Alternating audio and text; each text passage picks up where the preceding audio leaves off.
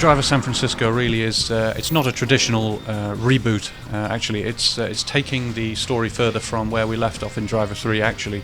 So at the end of Driver 3, we had a shootout between Jericho and Tanner in Istanbul, and this game takes off 6 months or so after the events of that story. Come on, man, drive! We've taken a deliberate change of tone with Driver San Francisco. I mean, it's if you look at the previous games, they were really quite serious, and although the tone is still gritty in a visual sense, it's still that 70s Hollywood look. When it comes to the dialogue and the interactions with the characters, we've taken a deliberate step towards more of a lighter touch and a more humorous touch, because we want to play up to the shift effect. The fact that Tanner is in a coma gives us lots of possibilities. We don't want to take that too seriously. I mean, it's a real situation. He's in a coma and these things are happening in his head, so you'll see in the way that he interacts with other characters in the city. There are hundreds and hundreds of characters and voices in the city, and also the way that he plays off against Jones, his long-suffering partner as well. We try and keep a light touch on it.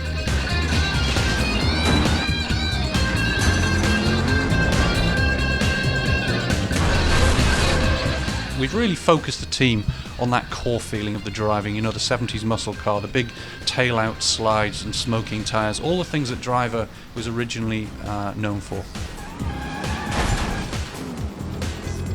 What we've done is we've changed the focus in Driver San Francisco. The Driver 2, Driver 3 and Driver 4 featured a lot of out-of-car action, running around and introduced guns and so on. But what we've done with Driver San Francisco is really refocus back on what made the original game so unique, and that's the feeling of the handling and also the feeling of being in the mix in the car chase. Down in the street level, you'll have seen some of the in-car views with the hands on the steering wheel, and it's really to try and get across that feeling of being in a Hollywood car chase and the exhilaration that you get from that.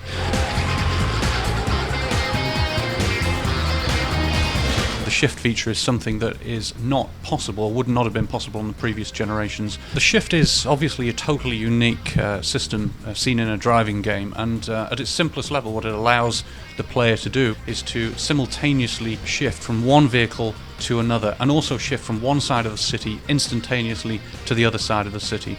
Now, at its simplest level, that can be used for acquiring missions or from covering ground quickly when you've unlocked the whole city, but also it leads to a lot of potential tactics in missions where you can swap vehicles, you can try and ram vehicles into other vehicles, you can try and block the road and so on. But it is just a tool. It's not something that's absolutely required in every mission. In fact, there are very few missions that explicitly require you to use shift.